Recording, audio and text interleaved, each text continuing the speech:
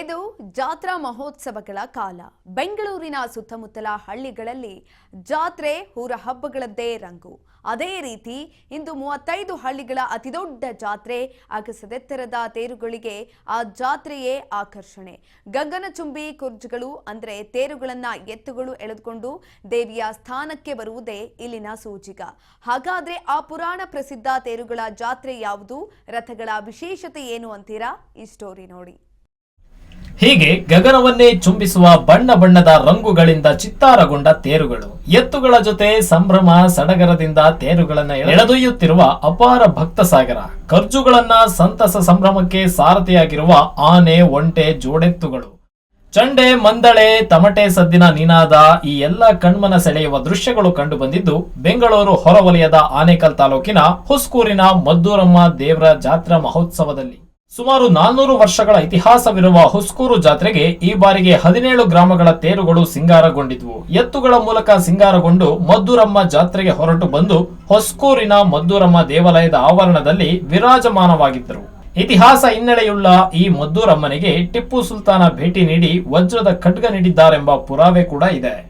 ಜೊತೆಗೆ ಒಂಟೆಗಳು, ಜೋಡೆತ್ತುಗಳ ಸಾಲು ದೇವಿ ತೇರನ್ನ ಎಳೆಯುವುದು ಪ್ರಮುಖ ಆಕರ್ಷಣೆಯಾಗಿತ್ತು. ಇನ್ನು ಕಳೆದ ಬಾರಿ ನಡೆದ ಕಹಿ ಘಟನೆಯನ್ನ ಮರೆಸಿ ಜಾತ್ರೆಯ ಎಲ್ಲಾ ವಿಘ್ನಗಳನ್ನ ನಿವಾರಿಸಲಿ ಎಂದು ಗಜರಾಜನನ್ನ ಕರೆಸಿದ್ದೇವೆ ಎಂತಾರೆ ದೊಡ್ಡನಾಗಮಂಗಲದ ಗ್ರಾಮಸ್ಥರು. ತುಂಬಾ 500 ವರ್ಷಗಳ ಇತಿಹಾಸ ಇದೆ.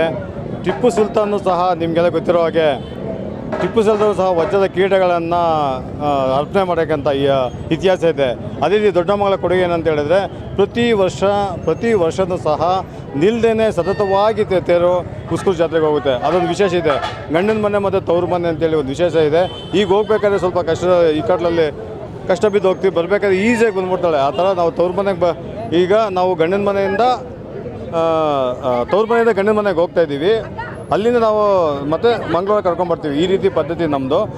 ನಂದು ವಿಶೇಷ ಏನಂತ ಹೇಳಿದ್ರೆ, ಈ ಸಾರಿ ಹೋದ ವರ್ಷ ಅನಾಹುತಗಳಾಗಿತ್ತು 2 ತೇರು ಬ್ರಿಡ್ಜಾಗಿ. ಹಾಗಾಗಿ ಗೌರ್ಮೆಂಟ್ ಅವ್ರ ಸಹಾಯದಿಂದ 80 ಅಡಿಗಳು ಸೀಮಿತ ಮಾಡಿ ಅಚ್ಚುಕಟ್ಟಾಗಿ ಮಾಡಿದ್ದಾರೆ. ನಾನು ಆನೆ ತಂದಿರೋ ಉದ್ದೇಶ ಏನಂತ ಹೇಳಿದ್ರೆ, ಇನ್ನು ಯಾವತ್ತೂ ಅನಾಹುತಗಳು ಆಗಬಾರ್ದು ಅನ್ನೋ ಉದ್ದೇಶ. ವಿಘ್ನ ವಿನಾಶಕ್ಕೆ ಸಂಬಂಧವಾದಂತಹ ಗಜರಾಜನ ಕರೆಸಿ ನಮ್ಮ ಊರಿನ ಪ್ರತಿಷ್ಠೆಯನ್ನು ನಾವು ಬೆಳಗಬೇಕಂತೇಳಿ ಮೊದಲನೇ ಬಾರಿಗೆ ಇದು ಹುಸ್ಕೂರು ಜಾತ್ರೆಗೆ ಮೊದಲನೇ ಬಾರಿಗೆ ಹಂಗೆ ಅಂದ್ಕೊಂಡು ಅವರ ತಾಯಿ ವಿಘ್ನೇಶ್ವರನ ಆಶೀರ್ವಾದ ನಮ್ಮ ಹುಸ್ಕೂರಿಗೆ ಇರಲಿ ಅಂತೇಳಿ ನಾನು ಆಶೀರ್ವಾದ. ಇನ್ನು ಅನಾದಿ ಕಾಲದಿಂದಲೂ ಹುಸ್ಕೂರು ಜಾತ್ರೆ ನಡೆದುಕೊಂಡು ಬರ್ತಿದ್ದು, ಮದ್ದೂರಮ್ಮನ ಜಾತ್ರೆ 1 ವಾರಗಳ ಕಾಲ ನಡೆಯುತ್ತೆ. ಮೊದಲ ದಿನ ದೀಪಗಳ ಆರತಿ, ನಂತರ ಉತ್ಸವ, ಮಾರನೇ ದಿನ ನೆಂಟರಿಷ್ಟರಿಗೆ ಮಾಂಸದೂಟ, ಮರುದಿನ ತೇರುಗಳು ಜಾತ್ರೆ ನಡೆಯುತ್ತೆ. ಜಾತ್ರೆಗೆ ಸುತ್ತಮುತ್ತಲಿನ ಹಳ್ಳಿಗಳು ಸೇರಿದಂತೆ ಲಕ್ಷಾಂತರ ಜನ ಭಕ್ತರು ಬಂದು ಮದ್ದೂರಮ್ಮನ ದರ್ಶನ ಪಡೆಯುತ್ತಾರೆ. ತಮ್ಮ ಕಷ್ಟ ನಿವಾರಣೆಗೆ ಭಕ್ತರು ಹರಕೆ ಹೊತ್ಕೊಳ್ತಾರೆ. ತಮ್ಮ ಕೋರಿಕೆ ಈಡೇರಿದ ಬಳಿಕ ತಾಯಿ ಮದ್ದೂರಮ್ಮನಿಗೆ ಕಾಣಿಕೆ ನೀಡಿ ಹರಕೆ ಈಡೇರಿಸ್ತಾರೆ. ತಾಯಿ ಮದ್ದೂರಮ್ಮನ ಶಕ್ತಿ ದೇವತೆಯಾಗಿದ್ದು ಪವಾಡ ರೀತಿಯಲ್ಲಿ ಭಕ್ತರನ್ನ ಕಾಯುತ್ತಾಳೆ ಎನ್ನುವುದು ಭಕ್ತರ ನಂಬಿಕೆ. ಈ ಬಾರಿ ಇನ್ನೂ ಸೂಪರ್ ಆಗಿ ನಡೀತಾ ಇದೆ. ಇವು ಫಸ್ಟ್ ಆದ್ರೆ ದೊಡ್ಡಮಂಗಲಕ್ಕೆ 3-4 ಊರು ಬಂದು ಸೇರ್ತಾ ಇತ್ತು. ಈ ಸತಿ ಅವ್ರವ್ರ ಊರಲ್ಲಿ ಅವರೇ ಕುರ್ಚು ಕಟ್ಟಿ ಅವರೇ ಬರ್ತು ಮಾಡ್ಕೊಂಡು ಹೋಗ್ತಾ ಇದ್ದಾರೆ. ಎಲ್ಲರ ಜೊತೆ ಸೇರಿ ಬರೋದು ಚೆನ್ನಾಗಿರುತ್ತೆ.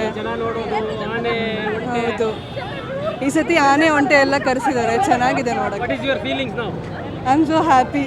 ಈ ವರ್ಷ ತುಂಬ ಚೆನ್ನಾಗಿ ನಡೀತಾ ಇದೆ. ತುಂಬ ಖುಷಿ ಆಗ್ತಾ ಇದೆ. ಎಲಿಫೆಂಟ್, ಕ್ಯಾಮಲ್ಸ್, ಈ ಜನ ತುಂಬ ಚೆನ್ನಾಗಿದೆ ನೋಡೋಕೆ. ಕ್ರೌಡ್ ಫುಲ್ ಆಗಿದೆ. ಇವ್ರು ನೋಡ್ತಾ ಇದ್ರೆ ನಮಗೆ ಖುಷಿ ಆಗ್ತಾ ಇದೆ ಫುಲ್ ಆಗಿ. ಒಟ್ನಲ್ಲಿ ಪುರಾಣ ಪ್ರಸಿದ್ಧ ಹುಸ್ಕೂರು ಮದ್ದೂರಮ್ಮ ಜಾತ್ರೆಗೆ ಕಳಶಪ್ರಾಯವಾಗಿದ್ದ ಗಗನಚುಂಬಿ ತೇರುಗಳನ್ನ ಭಕ್ತ ಸಮೂಹ ಕಣ್ತುಂಬಿಕೊಂಡು ಪುನೀತರಾಗಿದ್ದಾರೆ. ಕ್ಯಾಮರಾಮನ್ ಶ್ರೀನಿವಾಸಯ್ಯ ಜೊತೆ ಶಿವು ಸಿ, ರಾಜ್ ನ್ಯೂಸ್, ಬೆಂಗಳೂರು.